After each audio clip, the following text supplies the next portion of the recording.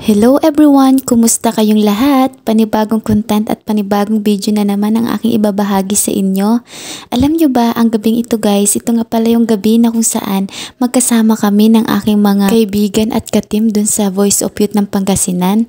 Alam nyo ba guys, itong gabi na to ay planadong planado na kasi unang Friday pa lang nag-usap kami na magkaroon kami ng ambagan at magkaroon kami ng kanya-kanyang baon at ito na yung naganap namin pagdating ng Sabado. At ayun nga pala si Buroy at ito nga pala yung isang kasama namin. Yan nga pala yung kasama namin guys na nanggaling pa sa Baguio at pumunta siya ng EUP para magkaroon lang kami ng banding dito kasama yung ka-Voice of Youth niya. At ang napapanood nyo ngayon guys, siya nga pala si Kuya Jomar at nagbablog siya sa content ko. Gusto ko siyang i-shoutout dito kasi siya yung sumali talaga sa vlog ko at thank you so much Kuya sa pagsali mo.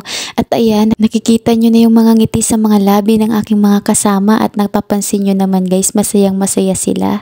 Alam nyo na, pag nakakain ng chicken, yung mga taga-EUP, nako, masayang masaya yan. Charis! Ito nga pala ang student park dito sa EUP guys. Alam nyo ba, tuwing Sabado dito ng gabi, maraming mga estudyante dito.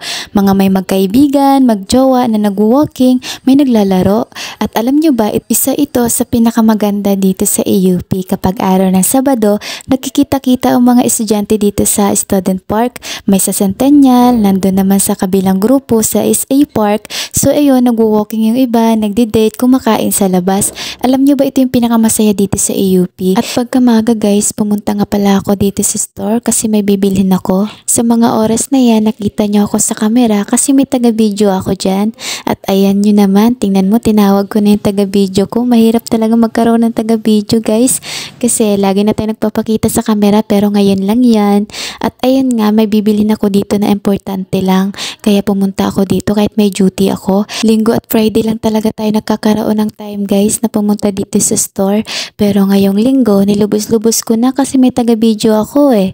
So ayun nga pala, makwento ko lang sa inyo. Nagplano din nga pala kami nung gabi na maliligo kami ng swimming pool. So ayun, nakapagpaalam na nga pala ako sa mga oras na yan sa din namin na maliligo kami ng swimming pool at aalis muna kami sa work namin. Mag-out kami ng maaga. Alam nyo ba guys, mahirap maging isang working student kasi yung kasiyahan mo, hindi mo magagawa kasi nga may work ka. Kailangan mo magtrabaho para maubos yung utang mo dito sa EUP at para makapag-enroll ka na sa sunod taon.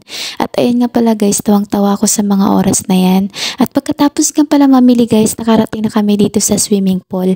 Gusto kong ituloy dito guys yung kwento ko about sa pag-work ko dito sa EUP. Ma-share ko lang guys, ang pag-work ko nga pala dito sa EUP ay medyo mahirap kasi nga yung oras yung kalaban mo.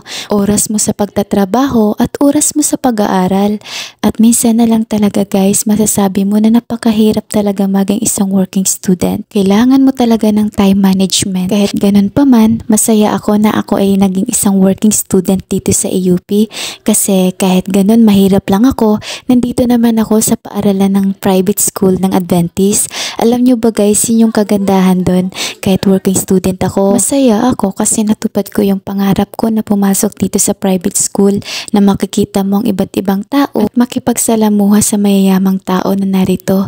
Alam nyo ba guys, isang masayang experience na maging isang working student dito sa EUP kasi di ko in-expect ang lahat ng ito. Akala ko hindi ako makakapunta sa school na pinapangarap ko pero ito na, nandito na ako kaya kahit working student ako at kahit nahihirapan ako sa aking pag-aaral at sa aking pagtatrabaho na pinagsasabay ko yung dalawa pero sa aking puso ay masaya talaga ako na nandito ako sa EUP.